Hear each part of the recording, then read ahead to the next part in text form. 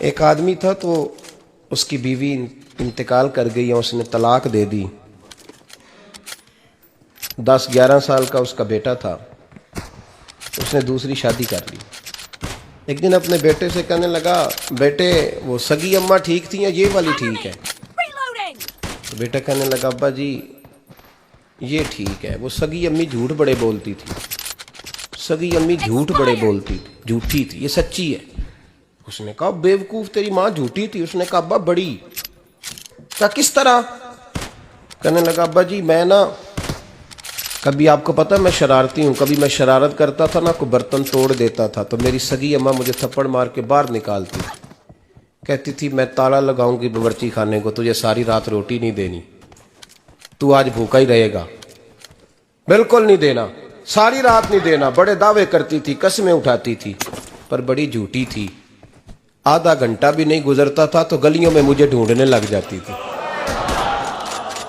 ڈھونڈ کے لاتی تھی, ڈھونڈ کے, اور لا کے نا تو غلطی میری ہوتی تھی, رونا میری اماں شروع کر دیتی تھی. وے اوے مینو نہ ستایا کر وے پترا. پھر میری مرضی کا کھانا مجھے پکا کے دیتی تھی, میری مرضی کا. اور پھر میری اماں مجھے تحفہ بھی دیتی تھی. ابا جی وہ جھوٹی تھی, پہلے کہہ رہی تھی ساری رات نہیں دینا, اب آدھا گھنٹہ. یہ بڑی سچی ہے جو آپ بھائی ہے. میں شرارت کرتا ہوں تو تھپڑ مار کے نکال دیتی ہے, کہتی ہے روٹی نہیں دینی.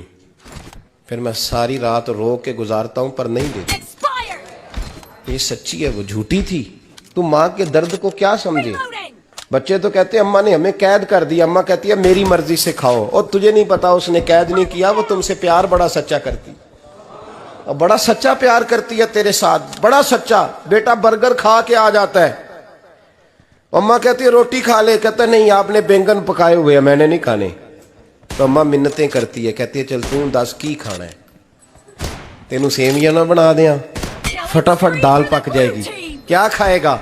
وہ ابا جی میری طرح قریب سے کہتے ہیں چھڈ پر, بھوک لگے گی تو آپ ہی کھا لے گا. لیکن اماں کہتی ہے اس نے روٹی نہ کھائی تو مجھے نیند نہیں آئے گی. تو اس درد کو سمجھنا. میں غلام ہوں ایک آستانے کا, اور میں سمجھتا ہوں جو کسی کا مرید ہی نہیں اس پر تو سایہ ہی نہیں, اسے چاہیے کسی بزرگ کا سایہ حاصل کرے. لیکن بھائی یہ بات بھی بڑی سچی ہے کہ میرے جیسے پیر کے ہاتھ میں 5000 روپیہ نذرانہ دو نا, پیر صاحب دعا کرنا, تو پیر صاحب نے دعا پکی یاد کی ہوئی ہے سب کے لیے, رٹی رٹائی, اللہ خیر کرے اللہ بھلا کرے, اور سب کے لیے رٹا لگایا ہوا ہے. اور اماں کو بیٹا ویسے ہی کہہ جائے, ویسے ہی اماں میں انٹرویو دینے جا رہا ہوں ذرا دعا کرنا, وہ بیبیاں منگا کے دعائے تنجینہ پڑھانا شروع کر دیتی ہے, اور ساری رات مصلے پہ بیٹھی. اس درد کو سمجھنا. اور بھائی بڑا ویل ڈریس بیٹا ہوتا ہے, ویل ڈریس نوجوان, وہ 18,000 کا جوڑا پہنتا ہے, 7,000 کا جوتا خریدتا ہے, وہ قیمتی قسم کی گھڑی استعمال کرتا ہے. لیکن اسی بچے کے جب اپنے بچے ہوتے ہیں نا تو بی بی کو کہتا ہے یہ لے 10,000 روپیہ, بچوں کے کپڑے خرید لے, میرے صحیح ہیں ابھی کل ہی تو خریدے تھے. اور باپ, اور تو سمجھا ہی نہیں یار, 30 سال باپ نے جوانی ساری سعودی عرب کو دے دی, لیکن تیرا خیال رکھا.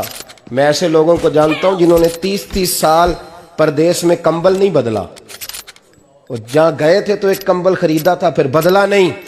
تو ماں باپ کے بارے میں, اور یہاں بچے حساب کرتے پھرتے ہیں بھائی تو پچھلے مہینے بھی 5,000 دیتا سی, تسی پیسے ادا کر دے کی ہو, ماں باپ سے حساب کرتا ہے تو. ترمذی شریف کے لفظ ہیں, ایک صحابی نے آ کے عرض کی یا رسول اللہ پیسے وراثت کے نہیں, میرے ابا جی نے نہیں دیے مجھے, اور میں نے خود محنت کر کے کمائے, اب میرا ابا مجھ سے پیسے مانگتا ہے تو کیا کروں, اور میرے ہیں میں نے کمائے ہیں, ابا جی نے نہیں دیے, وراثت نہیں, حصہ نہیں ملا.